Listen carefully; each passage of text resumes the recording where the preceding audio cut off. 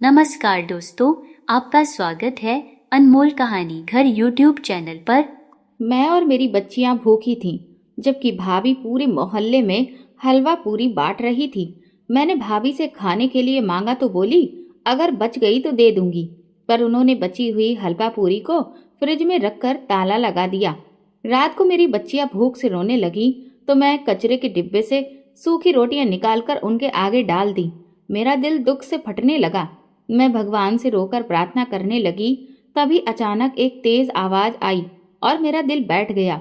मैं तुरंत किचन की तरफ भागी। मेरी छोटी बेटी नीति अभी कुछ देर पहले ही पानी पीने के लिए किचन में गई थी। शायद फिर से गिलास टूट गया था। इससे पहले कि मैं किचन तक पहुंचती, भाभी की चीखने चिल्लाने की आवाज आई। मेरा दिल बुरी तरह से धड़क उठा। इसका मतलब वही हुआ था जो मैं समझ रही थी। नीति ने आज फिर गिलास तोड़ दिया था। मैं अपना सिर पकड़कर बैठ गई। मैं उसे कह रही थी कि अभी उठकर उसे पानी ला दूंगी, मगर उसने सुना ही नहीं और खुद किचन में चली गई। मैं तुरंत उठी और बाहर भागी। ये देखो, तुम्हारी बेटी ने फिर एक नया कारनामा कर दिया है। मुझे लगता है कि तुम जानबूझकर अपनी बेटियों को मेरे बर्तन तोड़ने के लिए भेज देती हो। दरवाजे से दाखिल होते ही भाभी ने गुस्से से घूर कर मुझ पर नजर डाली। नहीं, मैं ऐसा क्यों करूंगी? मैं अभी साफ कर देती हूँ। मैंने तुरंत कांच के टुकड़े इकट्ठे करने शुरू कर दिए। अरे अब तुम रहने दो। तुम लोगों ने तो मेरी जिंदगी नरक बनाकर रखी है। सर पर चढ़कर नाच रही हो तुम और तुम्हारी बच्चियां। मैंने तुम्हें कितनी बार कहा है कि इन्हें अपने कमरे तक ही रखा करो, फिर भी तुम इन्हें किचन में क्यों भेज देती हो? भाभी का बवाल शुरू हो चुका था। मैं जानती थी कि अब इसे रोकना मुश्किल था। मैं चुपचाप उनकी बातें सुन रही थी और कांच के टुकड़े उठा रही थी। वो बड़बड़ाती हुई किचन से दंदनाती बाहर निकल गई। आज फिर वो भाई से शिकायत करने वाली थी। मेरी आंखों में आंसू भर आए। कांच समेटते हुए मैंने बेटी पर एक निगाह डाली। वो किचन की दीवार से लगी डरी हुई नजरों से मुझे देख रही थी। अचानक मेरे हाथ की उंगली में कांच का एक टुकड़ा चुभ गया। मैं दर्द से करा उठी। मैंने तुरंत उंगली मुंह में दबाकर दर्द रोकने की कोशिश की। नीति मेरे पास आई। क्या हुआ मम्मा, आपको चोट लग गई? उसकी आंखों में इस कदर खौफ था कि मैंने तुरंत इनकार में सिर हिला दिया। नहीं, कुछ नहीं, तुम कमरे में जाकर बैठो, मैं तुम्हारे लिए पानी लेकर आती हूँ। मैंने उसके खौफजदा चेहरे पर नजर डाली और उसे तसल्ली देकर कमरे में भेज दिया। फिर खुद जख्मी उंगलियों से कांच के टुकड़े समेटने लगी। मेरा नाम काजल है। मैंने कभी सोचा भी नहीं था कि मेरे हालात मुझे ऐसी जगह पहुंचा देंगे जहां अपनी बच्चियों को 2 वक्त का खाना खिलाना भी मुश्किल हो जाएगा। मैं अपने हालातों पर कुढ़ती रहती और भगवान को याद करती। इस मुश्किल घड़ी में भगवान के सिवा मेरा कोई सहारा नहीं था। अगर ये दिन की बात होती तो शायद मेरी बच्चियों को भी समझ आ जाता और दुनिया भी साथ दे देती। मगर मेरे पति से मुझे अलग हुए पूरे 9 साल हो चुके थे। इन 9 सालों में मैंने बहुत से चेहरे बेनकाब होते देखे। हालात बदलते ही लोग कैसे बदल जाते हैं, ये मुझे अच्छी तरह समझ आ गया था। मुझे अपनी इतनी फिक्र नहीं थी, लेकिन बच्चियों का साथ था। मैं ना तो उन्हें खाली पेट देख सकती थी, ना उनके चेहरे पर डर बर्दाश्त कर सकती थी। हमारा हाल दुख और तकलीफों से भरा हुआ था, जबकि भविष्य अंधेरे में था। मैं अपनी बच्चियों को लेकर कहाँ जाती? जब मेरा सगा भाई ही हमसे इतना बेगाना हो गया था, तो गैरों से क्या उम्मीद रखती? मैं अपने भाई की लापरवाही और बेरुखी पर हैरान थी। मुझे बिल्कुल उम्मीद नहीं थी कि बचपन में लाड़ प्यार से पलने वाला भाई कभी इतना बेगाना भी हो सकता है। मेरे पिता एक सरकारी कर्मचारी थे। हम 2 भाई बहन थे। मेरी माँ भी इज्जतदार घराने से थी। माँ बाप के बीच अच्छी समझदारी थी, इसलिए हमें कभी कोई परेशानी नहीं हुई। उन्होंने हमारी परवरिश बहुत अच्छे से की, कभी किसी चीज की कमी नहीं होने दी, ना ही किसी मानसिक तकलीफ का सामना करना पड़ा। मैं बचपन से ही बड़ी समझदार और तमीजदार बच्ची थी, जबकि भाई पढ़ाई को लेकर बहुत गंभीर था। हम दोनों पढ़ाकू किस्म के बच्चे थे और ज्यादातर वक्त अपनी किताबों में खोए रहते थे। मेरे पिता को भी किताबें पढ़ने का बहुत शौक था। जब भी दफ्तर से वापस आते तो लाइब्रेरी से किताबें ले आते। हम भी दिलचस्पी से पढ़ते और कभी कभी एक ही रात में पूरी किताब खत्म कर देते।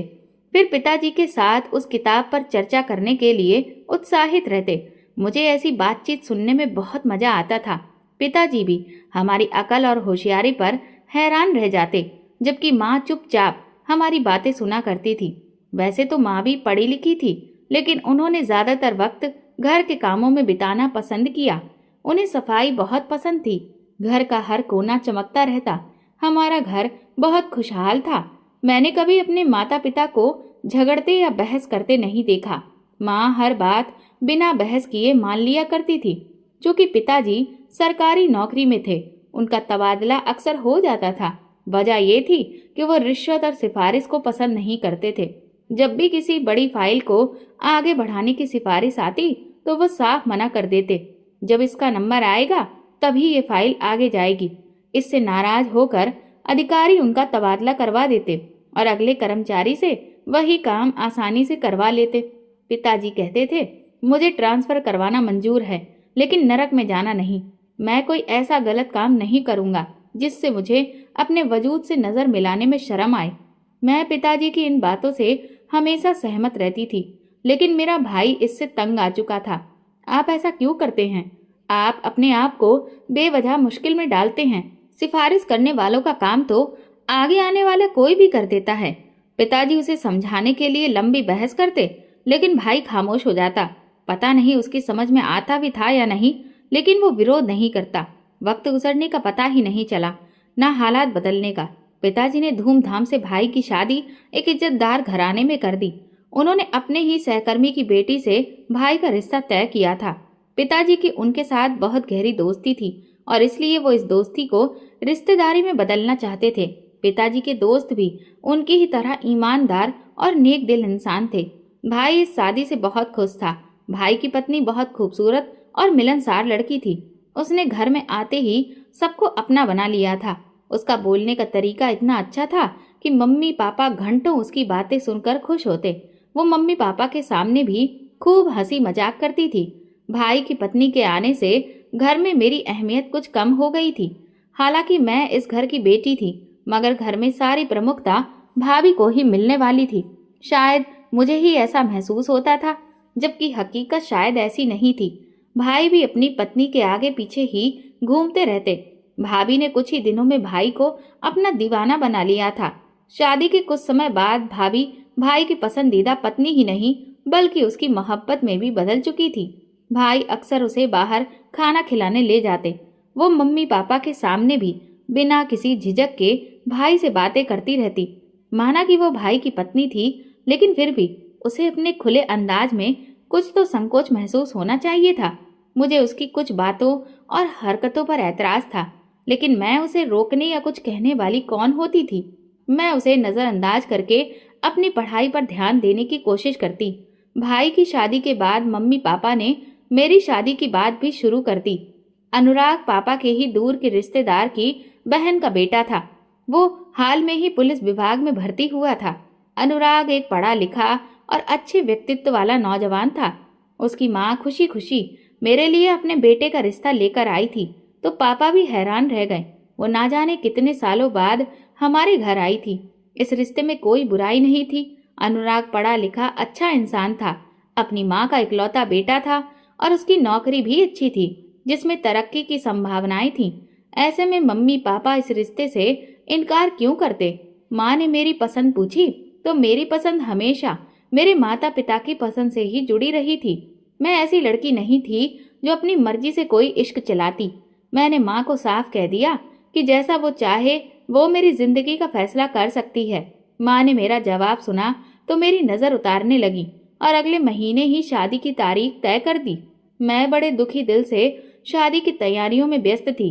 माँ बाप का घर छोड़कर जाने का दुख बहुत ज्यादा था। मैं जानती थी कि हर लड़की को एक दिन विदा होना पड़ता है, मगर फिर भी मेरा दिल बेचैन था। मैंने इस घर में कई साल गुजारे थे। अब एक पल में वो सब कैसे भूल जाती। जैसे जैसे शादी का दिन करीब आ रहा था, मेरा दिल उदास होता जा रहा था। भाभी को हंसते मुस्कुराते घर में इधर उधर घूमते देख मैं हैरान होती। उन्होंने बहुत जल्दी घर के माहौल और घर वालों को अपना बना लिया था, जबकि मुझे नहीं लगता था कि मैं इतनी जल्दी अपने अपनों को भूलकर नए घर को अपना पाऊंगी। माँ जब भी मेरे पास बैठती तो मेरी उदास शक्ल देखकर मुझे समझाने लगती। मैं चुपचाप माँ का चेहरा देखती। न जाने शादी के बाद ये चेहरा कितने समय बाद देख पाऊंगी। इसका कोई अंदाजा नहीं था। शादी के बाद मुझे दूसरे शहर जाना था, जो हमारे शहर से काफी दूर था। जाहिर सी बात थी कि रोज रोज आना जाना मुमकिन नहीं था। न जाने कितने महीनों बाद मम्मी पापा से मिलने की इजाजत मिलती। ये सब सोचकर मैं बहुत उदास हो जाती। मैं अक्सर माँ की गोद में सिर रखकर रो पड़ती तो माँ मुझे तसल्ली देती, चुप कर पगली, इतना परेशान होने की जरूरत नहीं है। हमारा आशीर्वाद तेरे साथ है। भगवान तुझे हमेशा खुश रखे। बेटियां दूर हों या पास, बस सुखी रहें। माँ की दुआएं सुनकर मुझे सुकून मिलता। शादी के 3 दिन बाद ही मेरे ससुर का अचानक देहांत हो गया।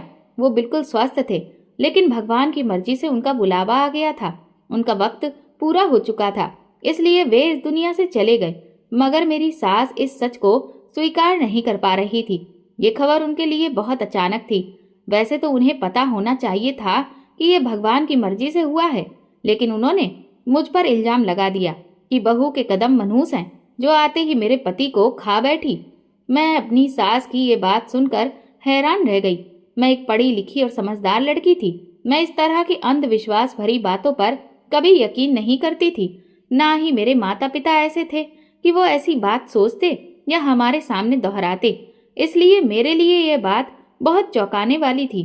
साथ ही मुझे अफसोस भी हो रहा था कि मेरी सास ने मेरे कदमों को मनहूस बना दिया था। मैं अपने पति से शिकायत करने पहुंची तो उन्होंने उल्टा मुझे ही समझाने लगे। तुम जानती हो कि माँ इस वक्त किस कदर गहरे सदमे में है। पिताजी की अचानक मौत को हम एक्सेप्ट नहीं कर पा रहे हैं। ना ही उनकी इतनी उम्र थी और ना ही उन्हें कोई गंभीर बीमारी थी।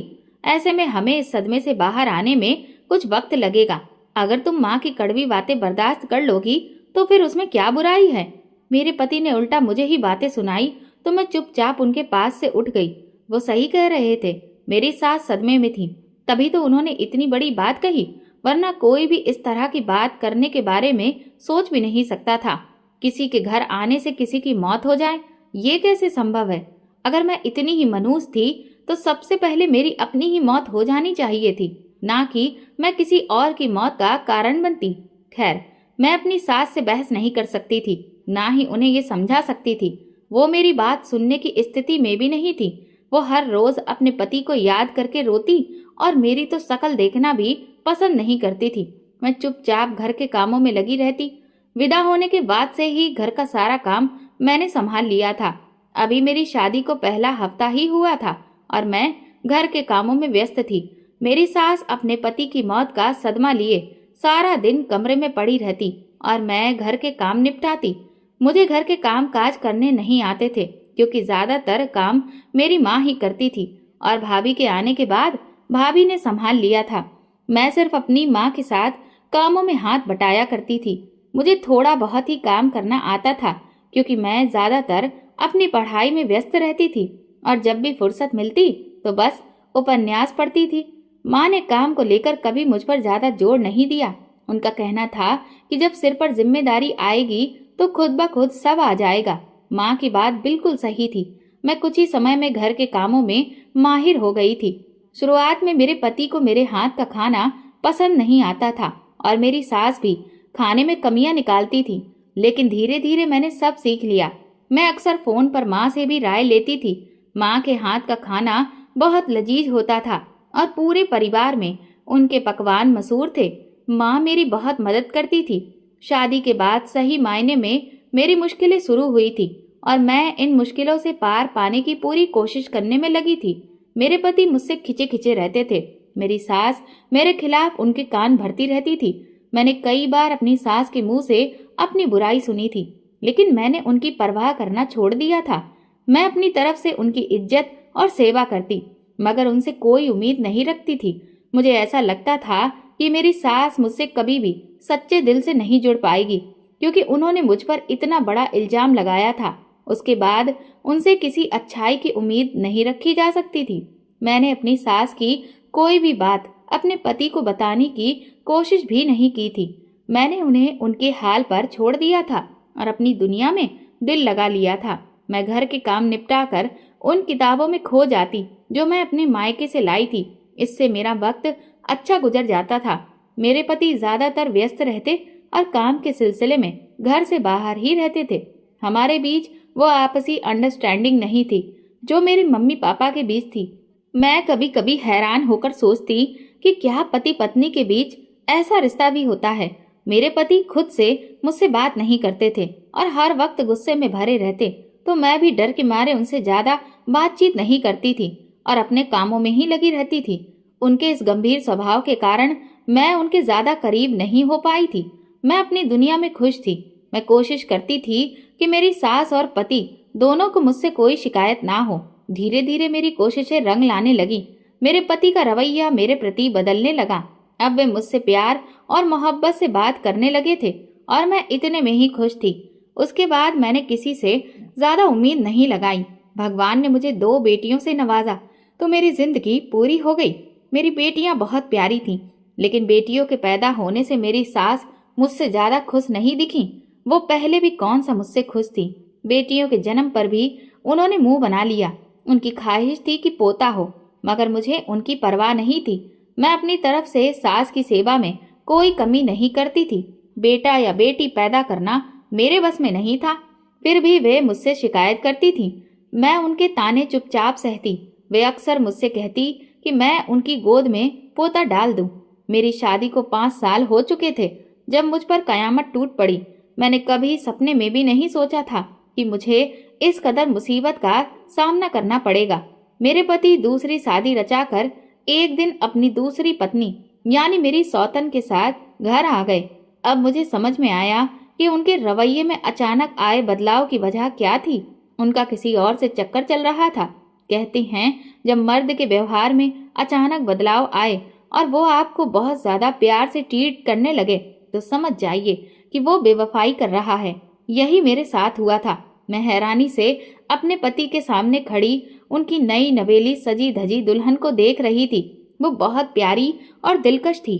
मेरे पति मुझे यूं हैरान देखकर कुछ शर्मिंदा हुए, लेकिन अगले ही पल मुझे नजरअंदाज करके अपनी नई दुल्हन का हाथ पकड़कर अपनी माँ के कमरे में ले गए ताकि उन्हें मिलवा सके। मैं रोती हुई पीछे चली आई। मुझे उम्मीद थी कि मेरी सास मेरे हक में कुछ तो बोलेगी, मगर जब मैं अंदर पहुंची तो वहां का मंजर देखकर हैरान रह गई। मेरी सास अपने बेटे की दूसरी पत्नी की बलाएं ले रही थी और उसे ढेर सारी दुआएं दे रही थी। दरअसल अनुराग मुझसे पहले ही किसी और से शादी करना चाहता था, लेकिन मेरी सास ने जबरदस्ती उसकी शादी मेरे साथ कर दी थी। वो अनुराग के कॉलेज की मोहब्बत थी। ये सारी दास्तान मेरी सास मुझे खुशी खुशी सुना रही थी। मैं चुपचाप कमरे में चली आई। कमरे में आकर मेरे सब्र का बांध टूट गया। मैंने उन लोगों की कितनी सेवा की और उसका सिला मुझे इस तरह मिला कि मुझ पर सौतन को लाकर बैठा दिया गया। अगर मेरी सास के अंदर थोड़ी सी भी शर्म या गैरत होती तो वे कम से कम इस मौके पर मेरा साथ देती, लेकिन वे तो मुझे ब्याह कर लाने के पहले दिन से ही मेरी दुश्मन बनी हुई थी। मुझे समझ नहीं आता था कि भगवान जाने उन्हें मुझसे क्या दुश्मनी थी। अगर उनका बेटा खुश नहीं था और वो कहीं और शादी करना चाहता था तो पहले ही उस लड़की से शादी करने देती। मेरी जिंदगी बर्बाद करने की क्या जरूरत थी। मैंने अपने मम्मी पापा को अभी तक अपनी सास और पति के रवैये के बारे में कुछ नहीं बताया था, लेकिन अब ये सब हद से बाहर हो चुका था। उन लोगों ने मेरे सब्र और खामोशी का नाजायज फायदा उठाया था। शायद उन्होंने ये सोच लिया था कि जो भी जुल्म करेंगे मैं चुपचाप बर्दाश्त कर लूंगी, और सच में अब तक मैं बर्दाश्त कर भी रही थी। लेकिन अब ये सब मेरे सब्र से बाहर था। आखिर मैं 2 बच्चियों की माँ थी और मेरा पति तो मुझे पहले से ही नजरअंदाज करता था, मुझे कोई वैल्यू नहीं देता था। अब तो दूसरी पत्नी के आने से मेरी हैसियत बिल्कुल खत्म हो गई थी। अगर मुझे बिना पति के ही रहना था तो फिर मैं यहाँ क्यों रहती। मैं अपनी जिंदगी अपनी मर्जी और खुशी से भी तो गुजार सकती थी। ये सोचते हुए मैंने अपने पिता को फोन कर दिया। वे मुझे तुरंत लेने चले आए। वे यहाँ की हालत जानकर हैरान थे। उन्हें यकीन नहीं आ रहा था कि मैं इतने समय तक सब कुछ झेलती रही। मैंने अपने पिता को एक एक बात बता दी। मेरे पिता ने मेरे पति से शिकायत की तो वो उल्टा मेरे पिता पर गुस्सा करने लगा। दोनों माँ बेटे ने मिलकर मुझे में हजारों बुराइयां निकाल दी। वो कहने लगे, इसे तो अकल ही नहीं है, ये तो घर में किसी को बुलाना पसंद ही नहीं करती, ना ही मेरी माँ से कोई बातचीत करती है, बस घर के काम निपटाकर किताबों में खो जाती है। घर में रहने का ये कोई तरीका नहीं होता। ये घर है, कोई स्कूल नहीं। मैं तो हैरान थी। अगर उसे मेरे किताबें पढ़ने या खामोश रहने से ऐतराज था तो पहले ही बता देता। मैं उसकी माँ के साथ बैठकर खूब बातें करती, मगर उसने कभी भी मुझसे शिकायत नहीं की और ना ही कभी मेरे व्यवहार पर मुझे टोका। लेकिन उसके दिल में हजारों शिकवे मौजूद थे, जो मैं आसानी से समझ सकती थी कि मेरी सास ने उसके दिल में डाले थे। मेरी सास ने भी मुझमें हजारों कमियां निकाल कर मेरे पिता को सुनाई। वो कहने लगी, देखिए भाई साहब, मैं तो बहुत प्यार और अरमान से आपकी बेटी को बहू बनाकर लाई थी कि जल्द ही सबका दिल जीत लेगी, लेकिन ये तो अपने पति को भी अपना नहीं बना सकी, ना ही मेरा दिल जीत सकी। मैं तो इसकी माँ के गुणों पर फिदा थी और सोचती थी कि बेटी भी अपनी माँ पर गई होगी, लेकिन इसने तो अपनी माँ की एक भी खूबी नहीं पाई। मेरे पिता ये सुनकर हैरान थे। वो जानते थे कि मुझ में ये सब बुराइयां नहीं थी।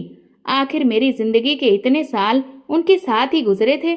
मेरे पिता ने फैसला मेरे सिर पर छोड़ दिया कि अगर मैं चलना चाहूँ तो उनके साथ चल सकती हूँ। मैं गुस्से में भरी हुई थी, लिहाजा अपना और बच्चियों का सामान पैक करके पिता के साथ चली गई।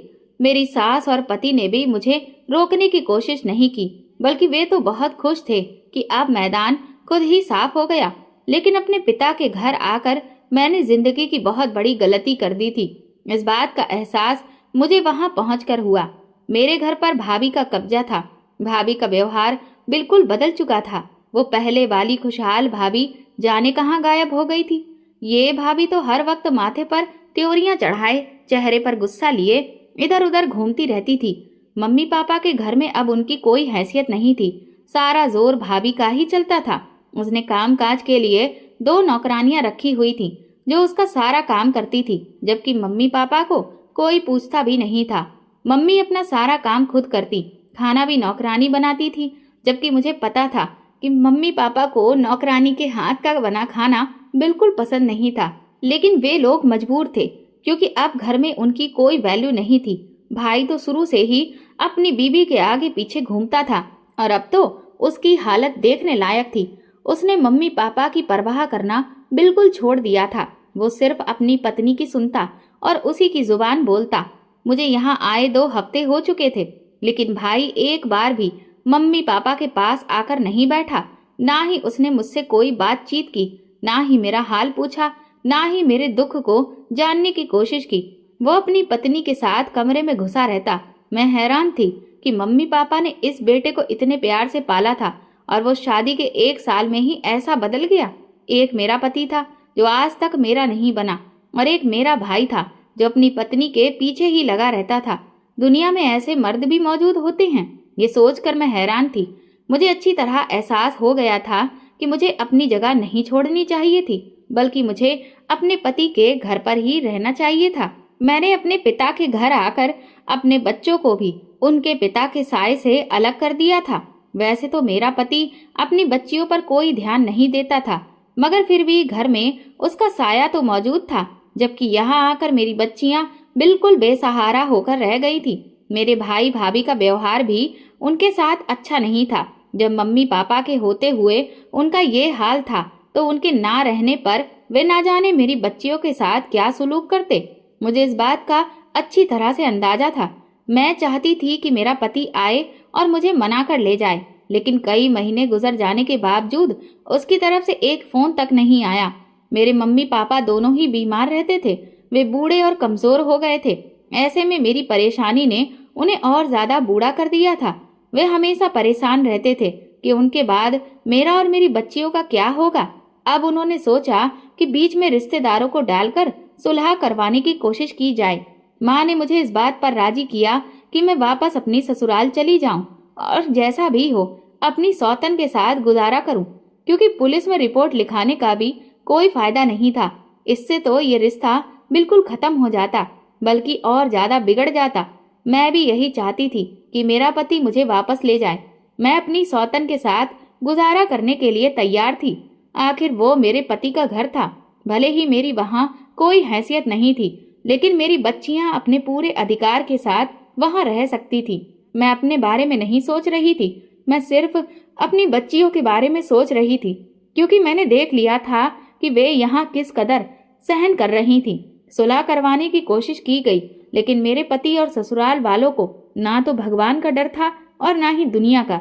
मेरे पति ने साफ साफ मुझे लेने से इनकार कर दिया। उसका कहना था कि वो मुझे वहां रखकर मुझ पर जुल्म नहीं करना चाहता। उसका मेरे साथ कोई भी दिल का रिश्ता नहीं है, इसलिए वो मुझे तलाक देकर आजाद कर देगा और मैं चाहूं तो अपनी मर्जी से दूसरी शादी कर सकती हूँ। उसने ये भी कहा कि वो बच्चों को अपने पास रखने के लिए तैयार है, लेकिन मैंने इनकार कर दिया। तलाक शब्द ने मुझे इतना डरा दिया था कि मैं इसे सुनते ही कांप गई।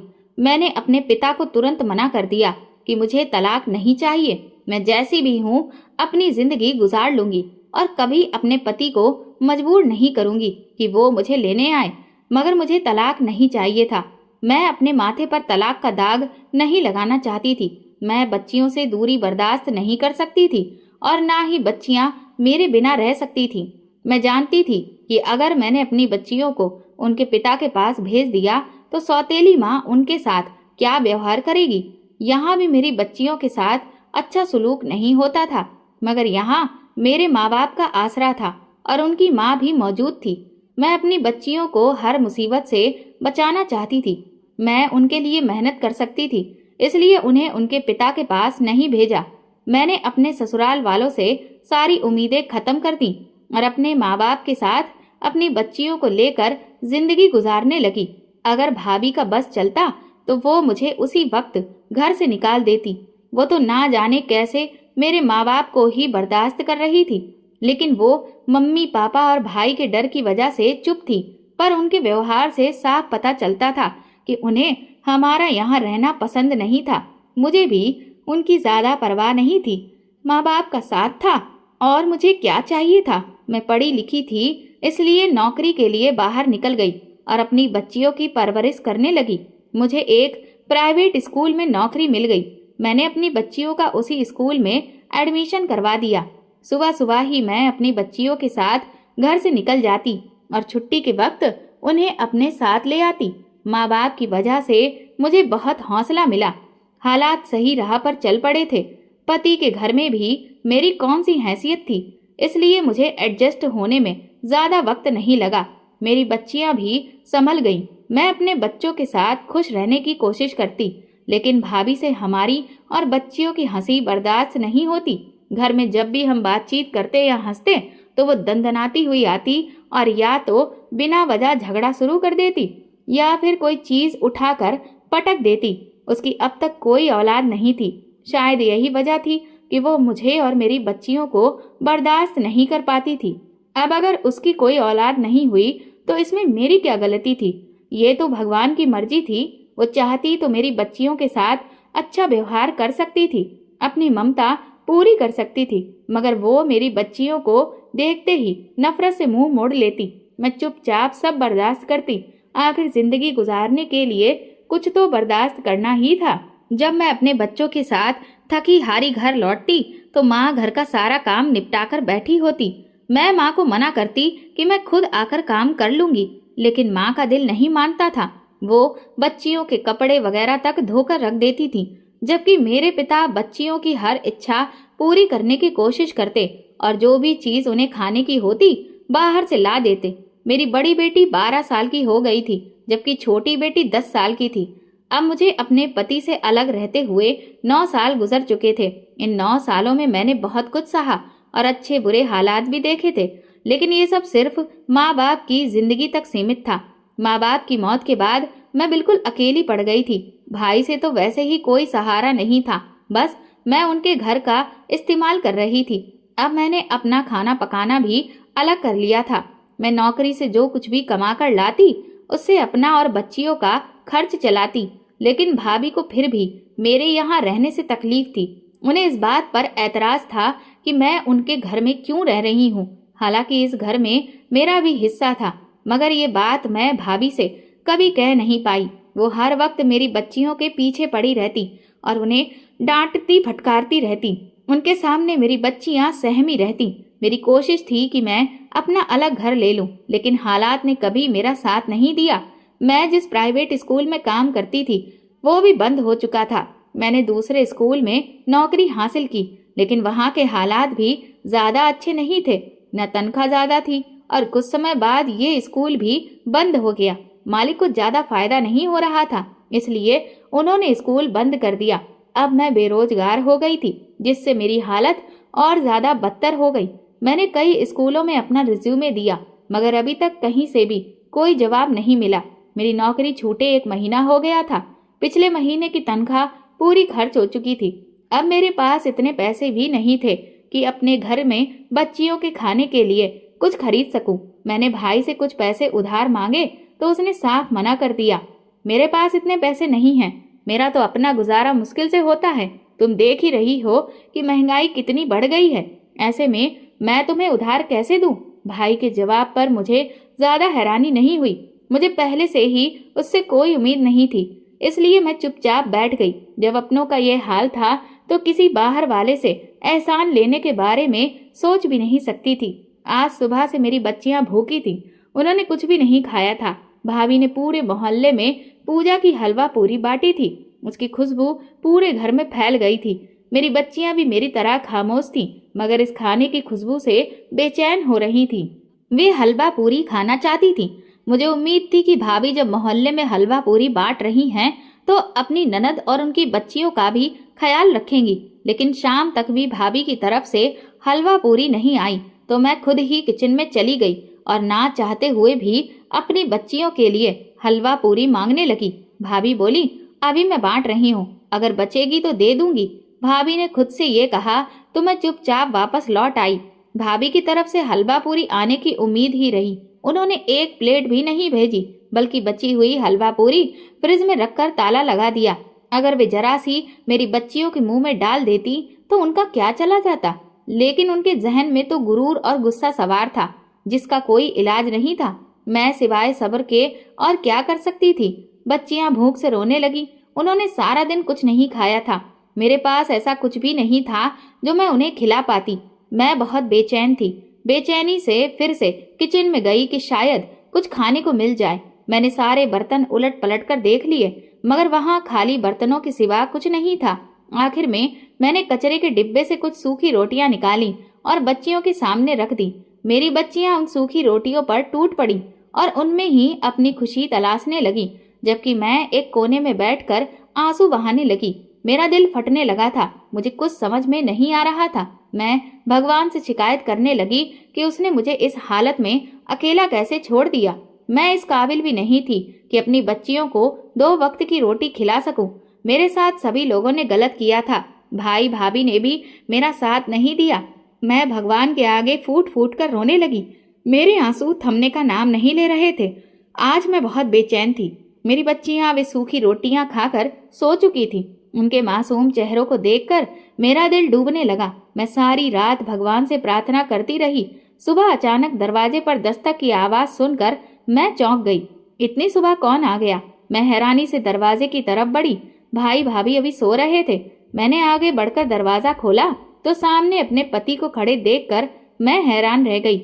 मैंने शॉक्ड नजरों से उसे देखा, जबकि वो शर्मसार सा खड़ा था। अंदर आने के लिए नहीं कहोगी? वो धीरे से बोला। मैं चुपचाप एक तरफ हो गई। वो धीमे कदमों से अंदर आया और आंगन में पड़ी चारपाई पर बैठ गया।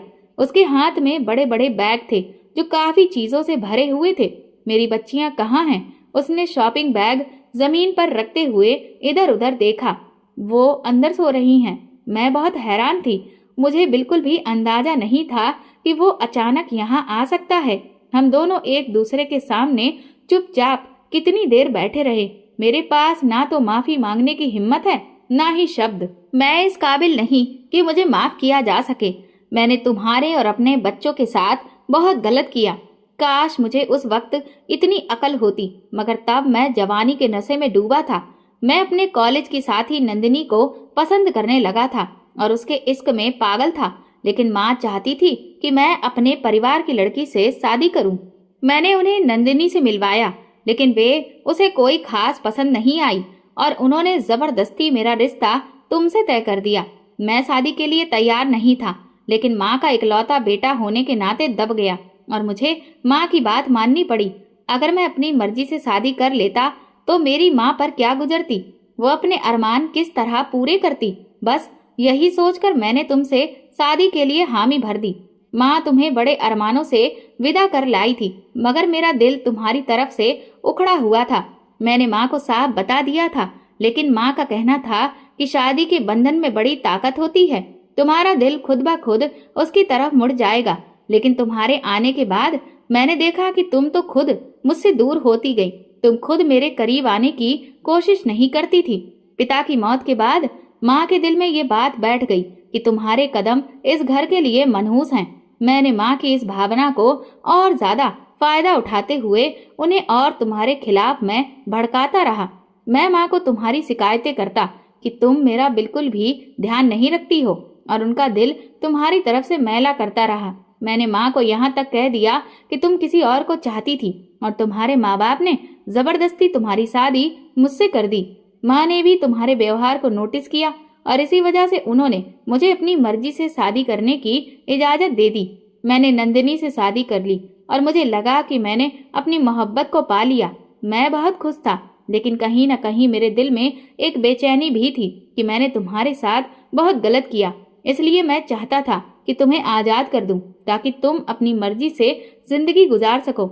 मैं बच्चियों को अपने पास रखना चाहता था, लेकिन मुझे अंदाजा था कि मैं उनका वैसा ख्याल नहीं रख पाऊंगा जैसा तुम रख सकोगी। मैं उन्हें सौतेली माँ के रहमो करम पर नहीं छोड़ सकता था। माँ की बात बिल्कुल सही निकली थी। नंदिनी इस तरह से घर को नहीं संभाल पाई जैसे तुमने संभाला था। उसको बस घूमने फिरने और सजने संवरने का शौक था। उसने घर की हालत बहुत बुरी कर दी थी। माँ मुझसे लफ्जों में शिकायतें करने लगी, मगर मैं नंदिनी को क्या कहता? वो तो मेरी ही मोहब्बत थी। मैं उसकी हर बात मान लिया करता था। भगवान ने मुझे 2 बेटे दिए, और मैं अपनी पहली बच्चियों को भूलता गया। लेकिन बेटों के आने के बाद मेरे और नंदिनी के झगड़े शुरू हो गए। वो जिम्मेदारियों से घबरा गई थी।